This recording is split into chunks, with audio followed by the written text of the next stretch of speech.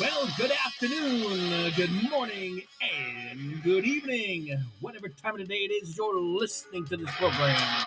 Welcome to Philadelphia Eagles Talk with Geoff. And, it's been a while. Maybe it's welcome back is more appropriate for me to say because it's been a couple of months since my last episode. And, I'll get into the reasonings behind that because I know it's been a while. A lot of it has to do with the fact that it's just the off season. But it kind of came I guess I never, kind of announced it or gave forewarning of the fact that I would be taking a little bit of a break. And really, it's because I didn't expect it to be this long. But before we get into the subject matter of today's episode, wanted to thank you all for listening as always. Apologize for the lengthy hiatus there. I will say there's going to be another one. As I'm going to be leaving for vacation next week, going down to the Outer Banks for a while. So I'm going to be there for a bit. And so we're going to catch up on a lot of the off-season things that have developed.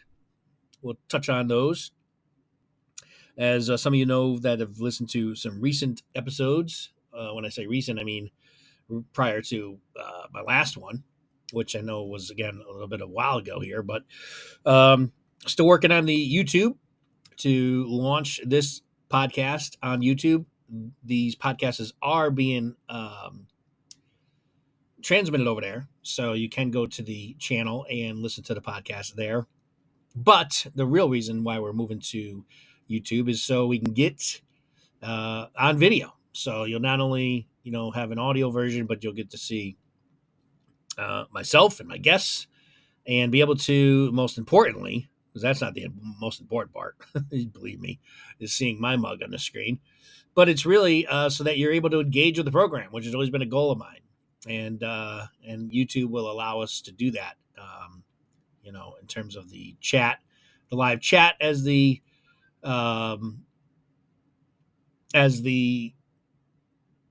show is live. You'll be able to engage with me, the host, and any guests that I may have on, and so forth. So it should be a nice upgrade for everybody. But thank you again for tuning in to Philadelphia Eagles Talk with Geoff. I'm going to start off with what I believe is the biggest development in the offseason. And it's an unfortunate one in my view because I really think it's the media blowing things a little out of proportion. I don't think our quarterback really helped himself the way that he answered a question during a press conference. You may understand and realize what I'm referring to, and that is Jalen Hurts when he spoke to the media about 10 days ago now, maybe just a week or so, almost a couple weeks ago now. They essentially asked him, what he thought about Nick and kind of taking a step back and being open to having Kellen Moore, basically take over his offense and take over the offense completely. And basically him having to take a step back and allow that to happen based on the missive that Howie and Jeffrey Lurie, of course, sort of blueprinted for this season. And we all have been kind of curious how that's going to work. And so they asked Jalen about it, and he was, he first acknowledged that it was a great question. And then Jalen just kind of paused for a while and then basically didn't have much of an answer. And the media is reading into this a lot and kind of coming to their own foregone conclusion that Jalen doesn't support or doesn't like Nick and this, that, and the other, and stirring up the old controversy bottle. And I'm going to play the actual Jalen Hurts response if you've not heard it and you're only hearing what the reaction has been. I'm going to play that for you here momentarily so you'll be able to hear for yourself how Jalen responded to the question. Because in my view, it's much ado about nothing. I don't see where you could draw these conclusions that the media is doing. And listen, the media love to just stir up news during the off season, and it happens all the time. It seems in Philadelphia, especially in big markets. But the Philly just loves to just poke holes in anything they can find, just to you know get clicks, get views, get readers, get listeners, get watchers, whatever it could be. And it's to the own detriment of the team a lot of times. None of this is helpful. In a year where the Eagles have going through a lot of transitioning with their not only their offense but defense, they have two brand new coaches. So again, I'm going to play the clip in a minute. Listen to it for yourself, and I'll give some further commentary on the subject. Right now, I'm like got a couple of power surges here. Almost lost power twice. All right. Anyway, hopefully we still have power here in the studio. All right. So here is the clip of Jalen Hurts and his response to the question. Here it is. What have you noticed about Nick being open-minded to change up the offense like he has? I mean, what's that say about him? I mean, it's a great question. I don't know that I know the answer to it. What have you seen? What have you seen from him as far as doing that? I think he's just, he's been great and the messages he's delivering to the team. He's trying to be very intentional in what he's saying. And yeah. So that was it. Again, could have Hurts answered that question better than he did? Yeah, I think so. He would probably tell you that. Hurts tries to answer. He's very polished in how he answers any question. He's always been like that. It's not like it's not like him or suddenly he kind of diverged off his norm in how he responded there and just cadence and all that. He's always very short, gives short answers to questions typically.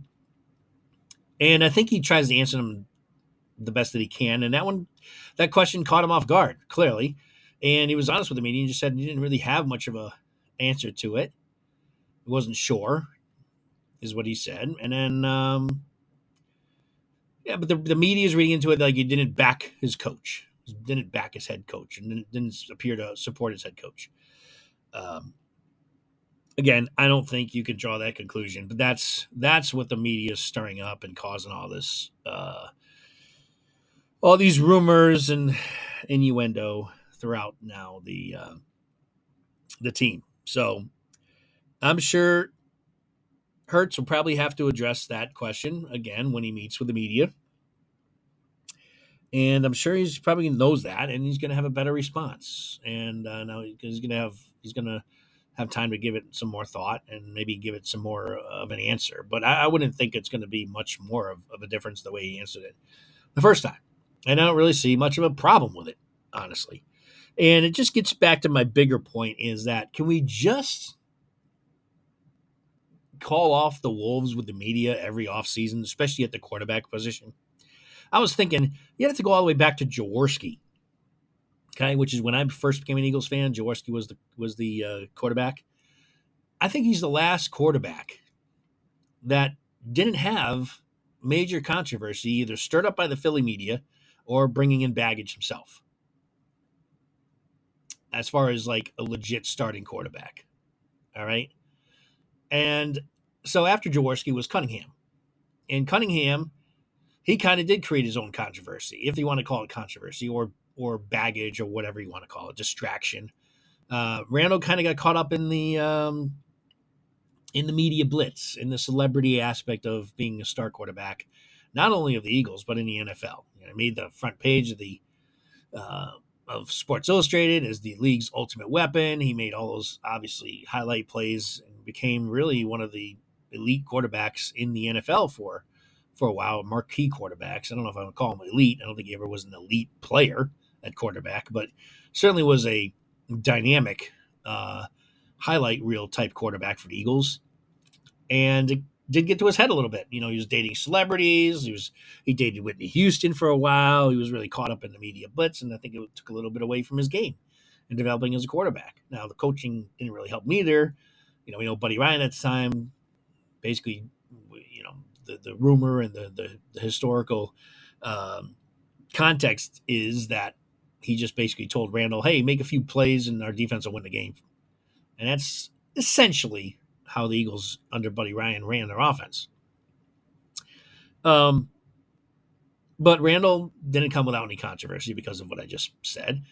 And then you got, then we went for a number of years without any really good quarterbacks after Randall um, left and until McNabb. And then Donovan, obviously, right from day one with the idiots that showed up on draft day and booed him because they wanted Ricky Williams, a bunch of moron fans there with about an IQ combined of about 12.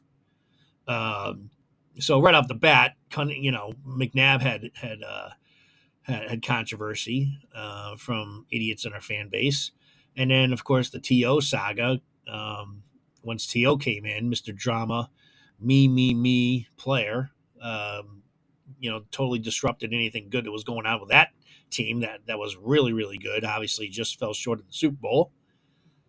To his credit, played great in the Super Bowl. Came back from the injury. I have nothing to say about To's talent. I mean, he was phenomenal, but his head has always been his problem prior to the Eagles, during the Eagles, and after the Eagles. He's just a bad egg. As great of a player as he was. So McNabb had to deal with that and all the controversy and off-season, you know, talk with that. Then, of course, Michael Vick brought his own baggage here with the dog, uh, the dog killing issue of dog fighting, I should say, and all that. The Eagles gave him a chance, and Vick, to his credit, really played well when he came to the Eagles and turned his life around. But again, controversy there as a starting quarterback, and then of course Carson Wentz. We know that with his injury once he went down in that Rams game just prior to the season being the end of the season, and then Nick Foles stepping in and bringing the team all the way and winning a Super Bowl.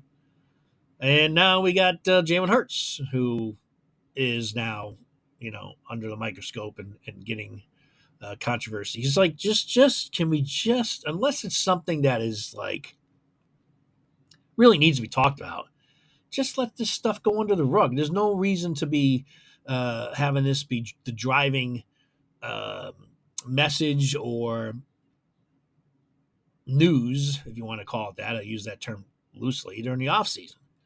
It really was not a big deal, in my opinion, what I just played you, what he said, how he responded to the question. Doesn't mean to me, and I don't draw any conclusions out of there, that he doesn't like Sirianni or he doesn't support Sirianni based on what that response was. But that's how a lot of the people are taking it. So it just, Hertz is going through a lot. He's got to learn another new offense again, which it definitely could tell that he's not happy about that. And that maybe you want to talk about. All right. Less controversial and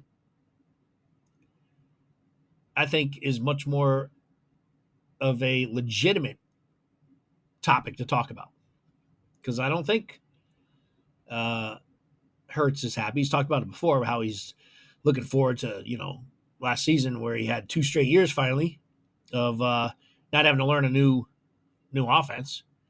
And that changes. Now he's back to learning a new offense again. So we know that is an issue with Hertz. And and this is a completely new offense coming in with Kellen Moore. So, Jalen's kind of got to start over a little bit again. That's the story for me.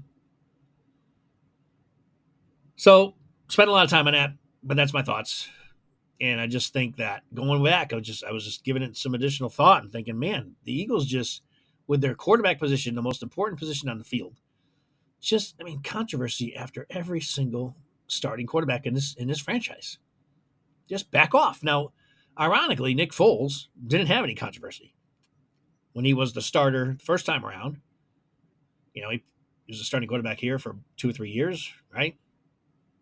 He never got any controversy. Led the team to the playoffs.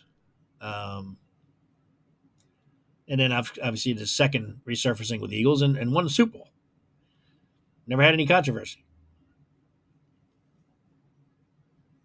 Is that just a coincidence? I don't know. So let's get into the Eagles schedule that was released since we last spoke. So I just want to go through that real quick. I mean, we knew who the Eagles would be playing, but we didn't know what the actual schedule was. And unfortunately, the Eagles are going to start off the season. And I say unfortunately because I can't stand, I haven't talked about it much, but I can't stand these overseas European games. I didn't like them. I don't like them when the Eagles are not even playing in them. And I don't like them, definitely don't like them when the Eagles are playing in them. And so, sure enough, the Eagles are playing in Brazil to start off the season. And as far as I know, the only way you're going to be able to watch this game is if you have Peacock. It's only going to be shown on Peacock. So you can't even watch this game on your normal, Fox or CBS or whatever, NBC.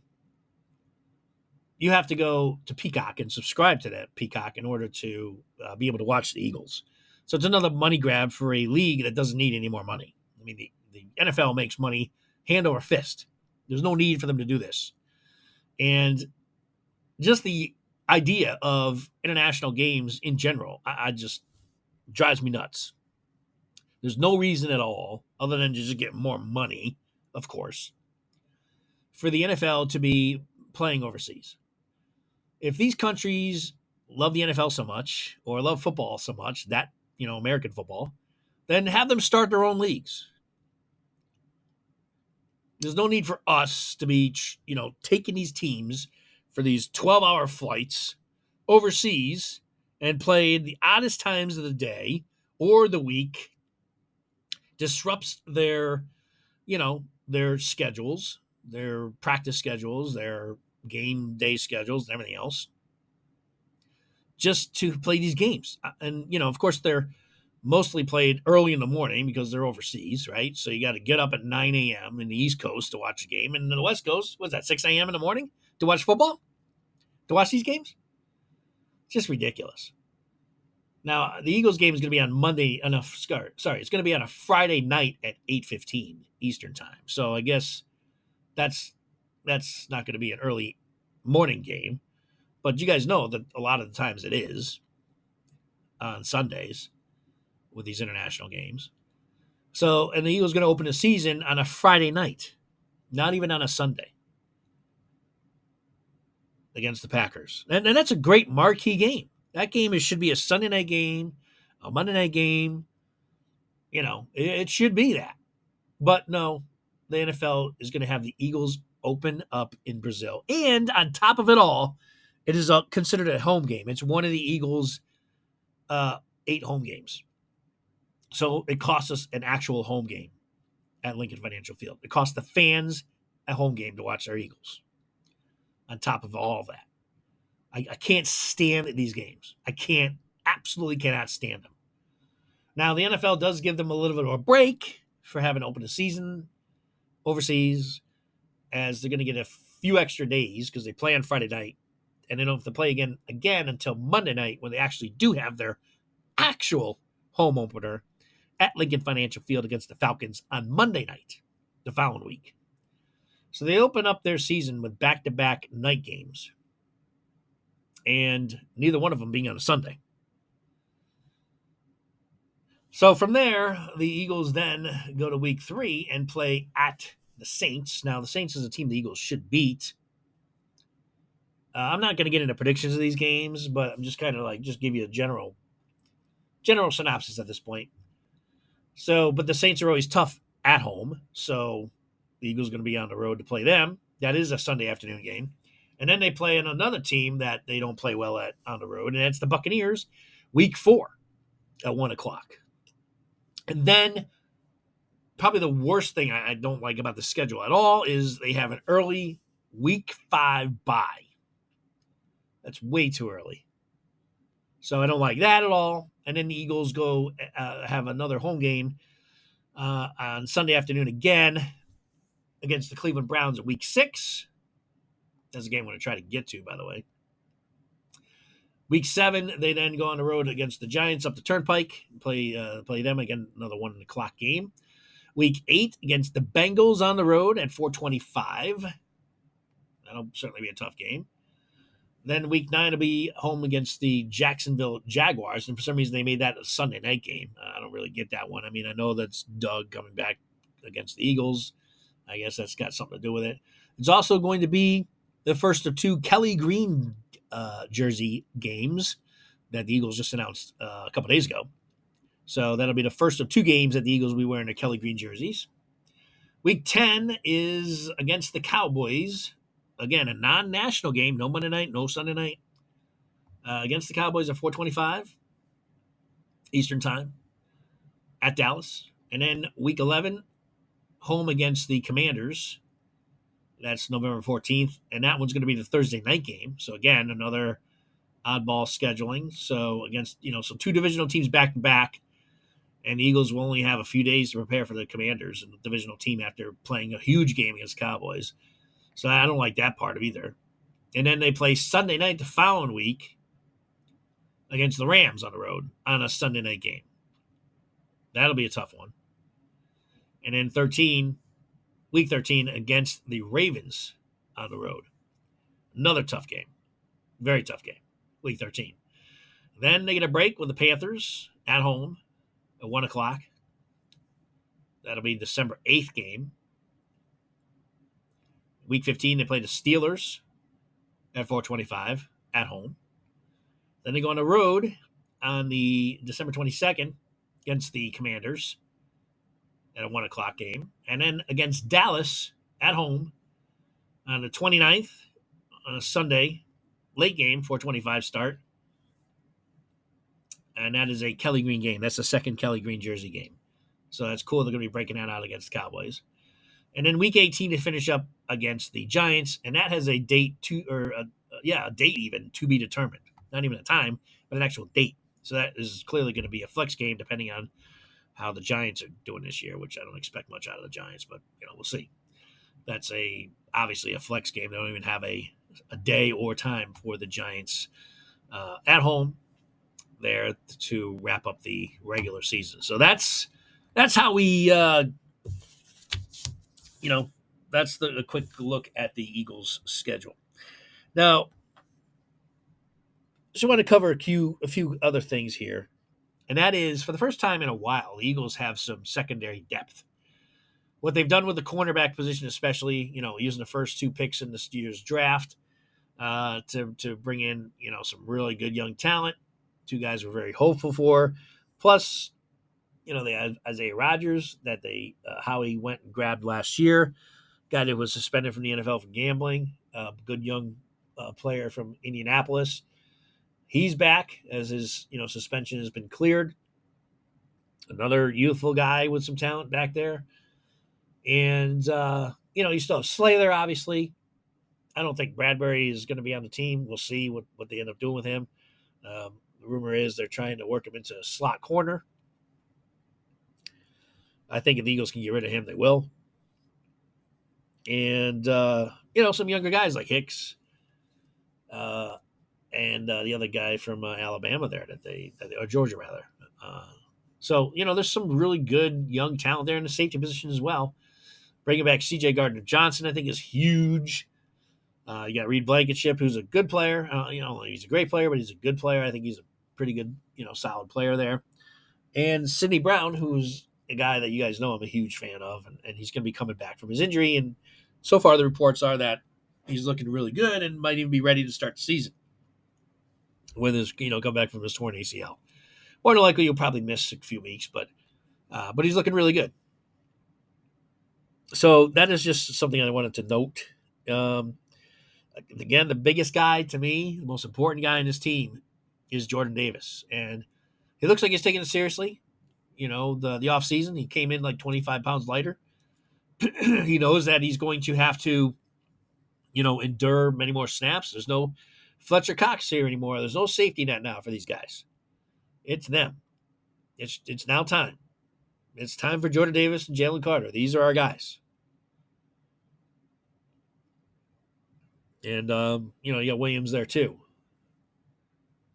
But it's time. The time is now for Jordan Davis. I'm not worried about Jalen Carter so much. He wore down a little bit, but he played also for the first time with no real off season. Came right from college. So I think that he's going to have a little more endurance than he had last year. But Jordan Davis, I like what I've seen so far. He's taking it seriously. He's saying all the right things. And that's what he needs to do. He really needed to do that. The Eagles really need him to become the player that, we drafted 13th overall a couple years ago. So, Nolan Smith, another guy. Here's our second first round pick last year, who didn't do much at all. And even when he did play, wasn't all that impressive. The one sack that he had, nobody even blocked him. So that wasn't even impressive, honestly. Nobody blocks you. You should get to the quarterback. So we need to see Nolan Smith step up, especially now that there's no Hassan Reddick, And that brings me to Bryce Huff, a guy that is still he's untested as well, but at least he's shown the ability that, he knows how to get to the quarterback. And I don't really think that's going to be a problem here. I think that is a good pickup by the Eagles, but we don't know if he's going to be a 3-down linebacker or if he can handle that type of a duty. So that's a little bit of a question mark. So, and then the linebacker position, is still going to be up for grabs. You got Zach Bond, Nakobe Dean, which, it's now or never. Matt and I have talked about it. Nakobe Dean is he's got the target on him. It's, the guy needs to stay healthy. He needs to be on the field, and then we need to see if he can actually hold up being the undersized linebacker that he is. So far, he's been a huge disappointment. I ranted and raved about Nakobe Dean when the Eagles drafted him. I said this guy, within three or 4 years, I said he would be the captain of the defense. Right now, that looks to be like a ridiculous statement. I still think he has those leadership qualities, but he needs to be on the field.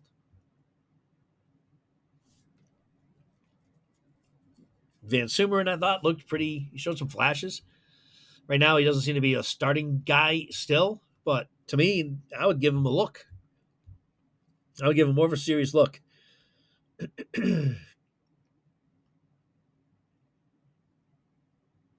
So we'll see. Got the Tampa Bay linebacker coming in.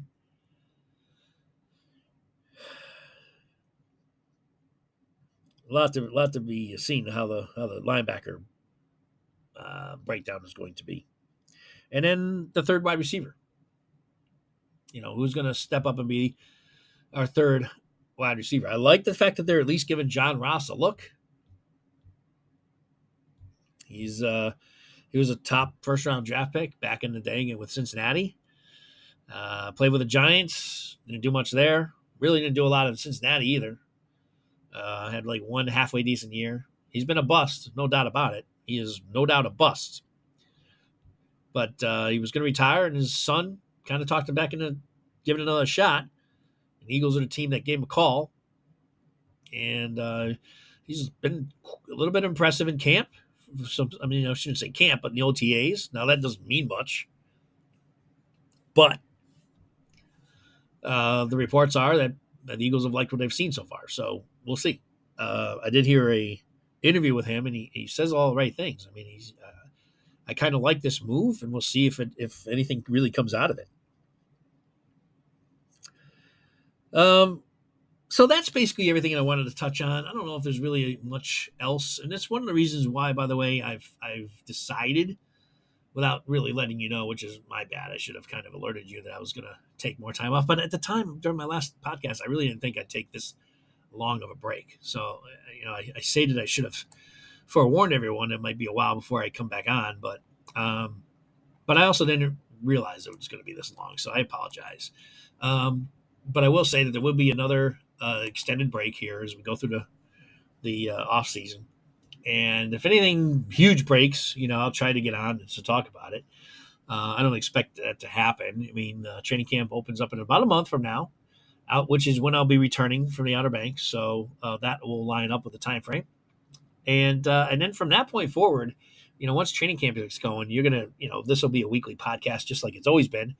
And then once the season starts, of course, it'll be 2 or 3 times a week, just like it has always been. So don't unsubscribe. Don't unfollow. Philadelphia Eagles Talk with Geoff is back and will be better than ever, I can assure you, once we make that leap fully to YouTube. Again, that channel, by the way, is just like it is on the podcast. So the name is the same. So it's Philadelphia Eagles Talk with Geoff, the with being W slash. Okay, so Philadelphia Eagles Talk W slash Geoff. And then, of course, is Geoff with Geoff spelling. That's important. All right, so just do a search on YouTube for that. You'll find the channel. Again, all these podcasts within the last couple months have been transferred over to that. And then once we go live on that platform, you'll then be able to join us live and be part of the show. All right, or just listen as you do now, whatever you want to do. But it's going to give you the opportunity as a fan, as a listener, to join the program and be part of it. And that I can't wait for, because I've been wanting to engage with you, the listeners, for really since I started this channel, since I started this podcast, which is going on year 3 now. So, and this is episode 201. So we are now over 200 episodes. So those of you who have been with me from the beginning, I thank you. Those of you who've been with me for, I don't know, a few months, I thank you. Those of you who this may be your first listen to Philadelphia Eagles Geoff, I can't even talk. Philadelphia Eagles Talk with Geoff. I thank you and welcome aboard. All right, so make sure you subscribe, and we'll be talking to you very, very, very soon. Once I finish my vacation break, and by the way, I'm sure it's vacation time for all of you as well. So if you haven't gone on vacation yet, you're on vacation now or planning on going on vacation, enjoy the rest of your summer. Eagles season is right around the corner. It won't be long before training camp begins and eventually the regular season starts. So, yeah, a lot to be excited for. As the Eagles should be a pretty good team, I would say, a Super Bowl contender if everything falls into place for this upcoming season. So until then, thanks for listening as always. Again, make sure you subscribe to the YouTube channel, Philadelphia Eagles Talk W/Geoff, Geoff. Make sure you get on board now so you don't miss once you do launch live on that station. Until next time, thank you again. Appreciate it. And fly. Eagles fly. We'll see you later.